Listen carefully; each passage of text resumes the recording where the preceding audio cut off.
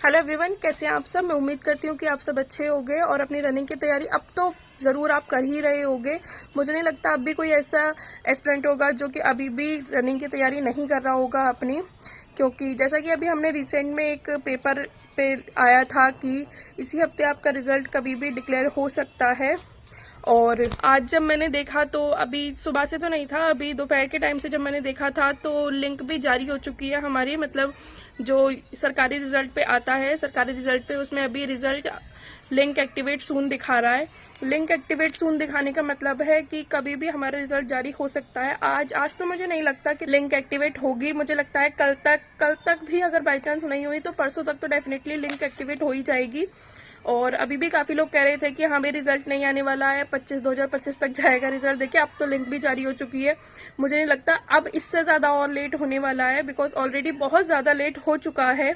इसके अलावा अगर आप लोगों ने भी देखा होगा कि जो एक वायरल स्क्रीनशॉट चल रहा है जिसमें काफ़ी सारी डेट्स वगैरह बताई हुई हैं सारी चीज़ों की, जैसा कि आपको बताया है, जो आपका रिजल्ट बताया है वो 21 नवंबर को बताया है, शाम 5 बजे तक आ जाएगा।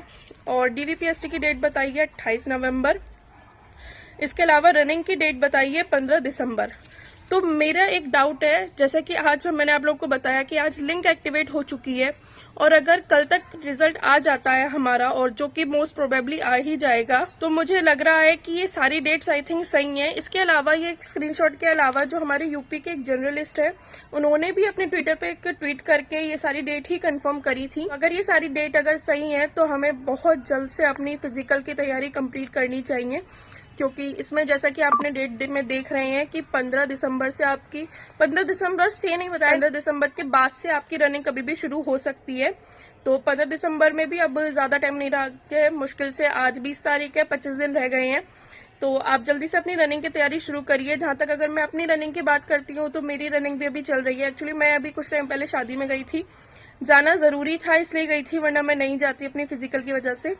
और अभी डेट वगैरह का भी नहीं पता था इसलिए मैं चली गई थी, तो उसकी वजह से मेरी 3-4 दिन की छुट्टी हो गई थी। जिसके बाद आकर जब मैंने रनिंग करी तो मेरे पैरों में दर्द होना फिर से शुरू हो गया था। अब वहां से आए हुए मुझे 4 दिन हो गए हैं और 4 दिन मैंने रनिंग करी है। आज जाकर मुझसे थोड़ी सी रनिंग ठीक हुई है, पहले से बेटर हुई है, वरना शुरू के 3 दिन तो ऐसा लग रहा था जैसे मैंने बहुत बड़ी गलती कर दी जाकर।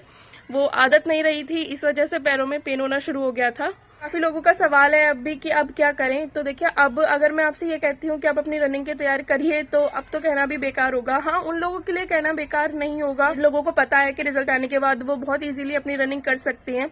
लेकिन अगर आप मेरी तरह जैसे हैं जिन्होंने कभी अपनी लाइफ में रनिंग नहीं करी है और आप अभी भी रिजल्ट के इंतजार में बैठे हुए थे कि हाँ भाई जब रिजल्ट आएगा हम तभी अपनी रनिंग स्टार्ट करेंगे, तो भाई अब तो आपके लिए कहना बेकार है। क्योंकि मुझे पता है मैं 2-3 महीने से रेगुलरली रनिंग कर रही हूँ, लेकिन फिर भी मेरी अभी तक टाइमिंग नहीं आई है। 16-17 मिनट ही आती है टाइमिंग जब भी मैं लगाती हूँ। तो अब अगर आप सोच रहे हैं रनिंग करने की और आप बिगिनर है रनिंग में, तो भाई अब तो आपको मुश्किल हो सकती है। इसके अलावा अगर आप अभी भी सोच रहे हैं, रिजल्ट के बाद आपको उम्मीद नहीं थी कि आपका नंबर आ सकता है, और अगर आपका नंबर आ जाता है तो मैं आपको सजेशन दूंगी कि आप जितनी हो सकता है लॉन्ग रनिंग पर ध्यान दीजिए।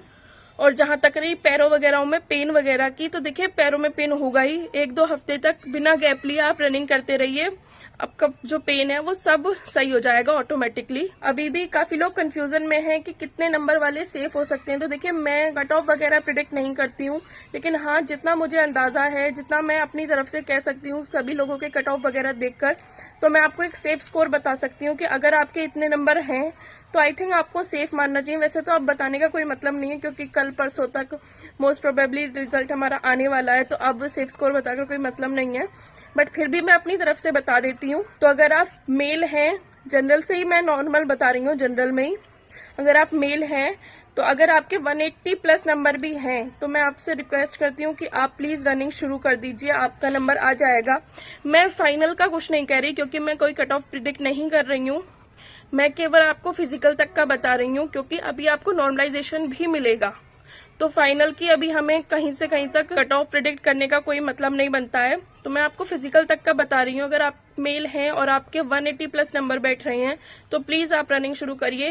इसके अलावा अगर मैं फीमेल की बात करती हूँ तो आपके अगर इवन 160 या फिर 165 प्लस नंबर भी बैठ रहे हैं ना, तो प्लीज आप रनिंग करिए, आपका नंबर जरूर आएगा फिजिकल के लिए। तो बाकी आपका नॉर्मलाइजेशन पर डिपेंड करता है कि क्या होने वाला है क्या नहीं होने वाला है। और अगर कल तक हमारा रिजल्ट आ जाता है तो आपको जो मैंने अभी डेट्स बताई हैं, इसका मतलब ये है कि आपका DVPST और रनिंग भी इसी के आसपास आपकी स्टार्ट हो जानी है। तो भाई कल तक का वेट करते हैं। अगर हमारा कल तक रिजल्ट आ जाता है सच में, जो कि लग रहा है आपकी यहाँ आ सकता है क्योंकि लिंक भी आ चुकी है अब तो अगर रिजल्ट आ जाता है तो भाई अब अपनी रनिंग की तैयारी अच्छे से करना शुरू कर दीजिए। मैं भी पूरी कोशिश कर रही हूँ, मैं भी अपनी जान लगा रही हूँ, मुझसे जितना हो पा रहा है आप भी लगाइए।